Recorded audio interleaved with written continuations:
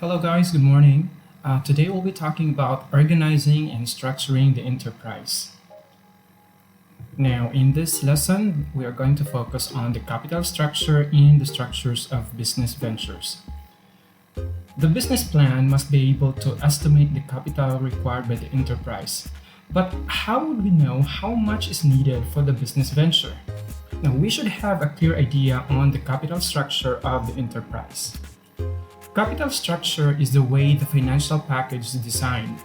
It is dictated by the investment in the assets of the enterprise. Speaking of assets, they are composed of the following. First one, you have the current assets, or what we call the short-lived assets. What are these? They are composed of cash, inventory, accounts receivables, and other current assets. When you say cash, of course, that's the money available to use. Inventory, on the other hand, that's the property, the goods in stock, or the contents of a building. Accounts receivables, this refer to the money owed to a company by its debtors. Now, the second type of asset is what we call as fixed assets or the long-lived assets. They are composed of property, plant, and equipment. We also have other assets. This refers to organizational and pre-operating expenses. These are the costs related to the preparation for the launch of the business. For example, the pre-feasibility study, in-depth feasibility study, market research, etc. The assets of the enterprise are financed by its liabilities, which are composed of current liabilities such as suppliers' credit, long-term debt, and owner's equity. Now, how are the business ventures structured? Now, prospective entrepreneurs need to identify the legal structure that will best suit the demands of the venture. To help them decide on the best structure of their businesses, they need to consider the following questions. Number one, how easily the form of business organization can be implemented. Is it like only one owner, two, or more? The second thing is the amount of capital required to implement the form of business organization. Now, if your business venture is not actually very big, then you might not start a corporation. And as you know, later on, corporation requires lots of money. The third one is the legal considerations that might limit the options available to the entrepreneur. Now, it depends on the location because there are many places wherein there are lots of licenses and other documents that are required for you to set up your own venture. So you just have to consider these legalities. Okay, the fourth one is the tax effects of the form of organization selected. Now, it will be discussed later on, and you will know that corporation actually requires double taxation of some sort. Number five, the potential liability to the owner of the form of organization selected. Now, speaking of liabilities, of course, if you opt to be the sole owner of your business venture, then you are liable to everything that's going to happen to your business. Now, the first structure of business venture is sole proprietorship. Now, it is a business that is owned and operated by one person. The enterprise has no existence apart from its owner.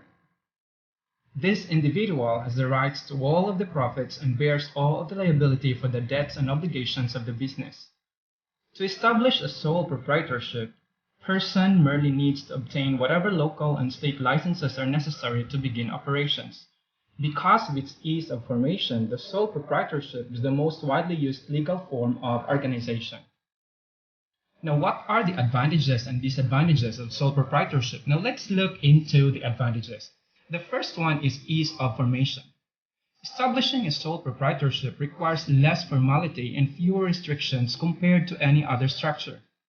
The proprietorship needs little or no governmental approval, and it usually is less expensive than a partnership or corporation. The second advantage is sole ownership of profits.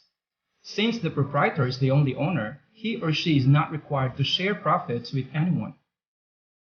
Another advantage is decision-making and control vested in one owner. No co-owners or partners must be consulted in the running of the operation. The proprietor himself or herself does not need to ask other people to make or establish his or her decision. Next is flexibility. Management is able to respond quickly to business needs. in the form of day-to-day management decisions as governed by various laws and good sense. Another one is relative freedom from governmental control. In sole proprietorship, there is very little governmental interference, mostly only in securing business licenses. And finally, freedom from corporate business taxes. Proprietors are taxed as individual taxpayers and not as businesses. Now let's look into the disadvantages of sole proprietorship. The first one is unlimited liability. The individual proprietor is personally responsible for all business debts. This liability extends to all of the proprietor's assets. The proprietor is liable to everything that is going to happen to the enterprise. Next is lack of continuity. If the owner becomes ill or unable to carry on with the enterprise, it will be crippled, so it could not continue. Less available capital. Ordinarily, proprietorships have less available capital than other types of business organizations such as partnerships and corporations, since all the capital comes from this single owner. Now, the next is relative difficulty obtaining long-term financing. Because the enterprise rests exclusively on one person, it often has difficulty raising long-term capital. And finally, relatively limited viewpoint and experience. The operation of sole proprietorship depends on one person, and this individual's ability, training, and expertise will limit its direction and scope. As we all know, two heads are better than one, so the more input, the more people thinking, the wider the perspective. Okay, moving on to the second structure of business venture, we have partnership. Now, what is partnership? It is an association of two or more persons who act as co-owners of a business or for profit. Each member contributes money, property, labor, or skills, and each shares in the profits of the business. In partnership, articles of partnership are usually executed. It clearly outlines the financial and managerial contributions of the partners. The articles of partnership clearly outline the financial and managerial contributions of the partners. It is important to remember that in a typical partnership arrangement, at least one partner must be general partner who is responsible for the debts of the enterprise and who has unlimited liability. Now, let's look at the advantages and disadvantages of partnership. The first advantage is, just like in sole proprietorship, ease of formation. Legal formalities and expenses are few compared with those for creating a more complex enterprise such as corporation. The next thing is direct rewards. In this structure, partners are motivated to put forth their best efforts by direct sharing of the profits. Another advantage is growth and performance facilitated. It is often possible to obtain more capital and a better range of skills in a partnership than in sole proprietorship. Flexibility is another advantage of partnership, because a partnership is often able to respond quickly to business needs in the form of day-to-day decisions. Relative freedom from governmental control is also an advantage. Just like a sole proprietorship, there is very little governmental interference in the operation of a partnership. And finally, possible tax advantage. Most partnerships pay taxes as individuals, thus escaping the higher rate assessed against corporations. Now let's look into the disadvantages of partnership. Number 1, unlimited liability of at least one partner.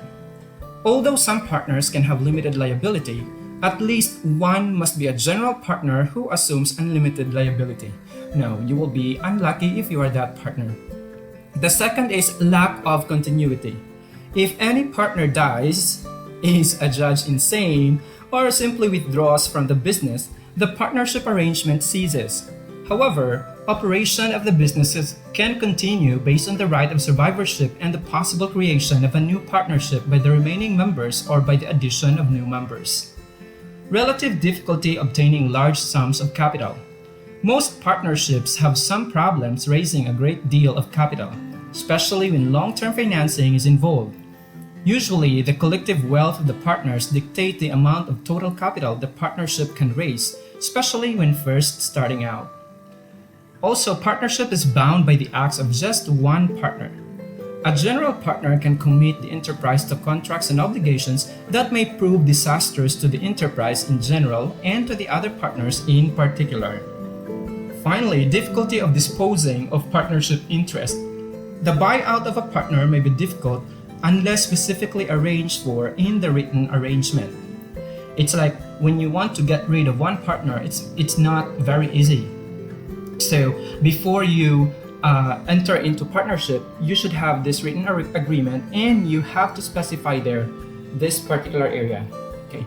And the third structure of business venture is corporation. Corporation is an artificial being, invisible, intangible, and existing only in contemplation of the law. It is a separate legal entity apart from individuals who own it. It is formed when a transfer of money or property by prospective shareholders takes place in exchange for capital stock in the corporation.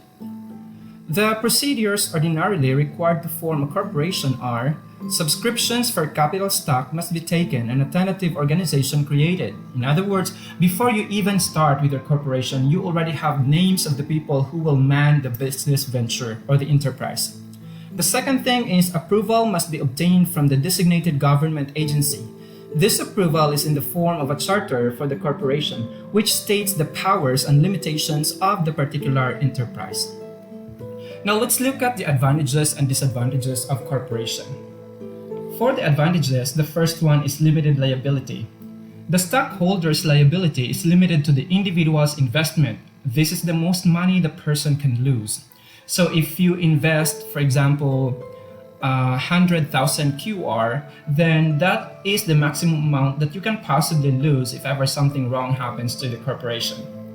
The second thing is transfer of ownership. Ownership can be transferred through the sale of stock to interested buyers. So here comes the stock. So for example, if you want to sell your stock because you want to go abroad or you don't want to be part of the corporation anymore, it's so easy. The third one is unlimited life. The company has a life separate and distinct from that of its owners and can continue for an indefinite period of time because a corporation stands on its own, not the people. It has a name or identity of its own. Next is relative ease of securing capital in large amounts. Capital can be acquired through the issuance of bonds and shares of stock and through short-term loans made against the assets of the business or personal guarantees of the major stockholders. In other words, since there are many people there involved in the corporation, you can just cumulatively gather this amount or capital to start your own business. Increased ability and expertise.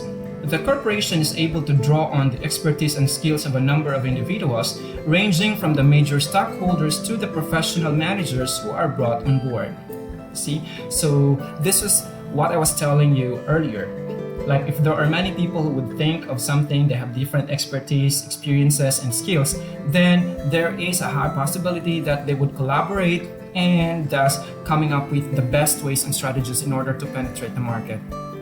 The disadvantages, on the other hand, include activity restrictions. Corporate activities are limited by the charter and by various laws. Remember, they have to come up with a charter or simply set of rules and guidelines that is already approved by the law.